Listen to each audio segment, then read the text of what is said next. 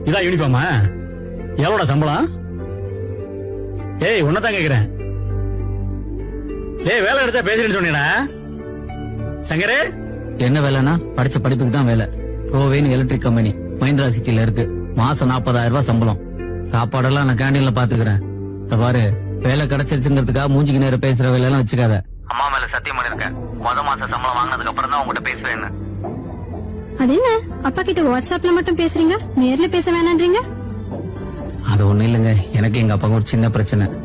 வேலைக்கு போய் மாசம் சம்பளம் வாங்கிட்டு தான் பேசுவேன்னு அவசரப்பட்டு அம்மா மேல சத்தியம் பண்ணிட்டேன். எப்படா வேலைக்கு போவோம், எப்ப சம்பளம் வாங்குவோம், எப்படா அப்பாட்ட பேசுவோம்னு. வழக்கமா ஆம்பளை பசங்களுக்கு அம்மாவை தானே பிடிக்கும், நீங்க என்ன அப்பாவை சொல்றீங்க? கரெக்ட் தான்.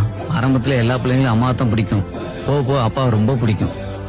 ஏன்னா அம்மா இடத்த நிரப்புறதுக்கு பொண்டாட்டி வந்துருவா, அப்பா இடத்த நிரப்புறதுக்கு அந்த ஆண்டவன் தாங்க வரணும்.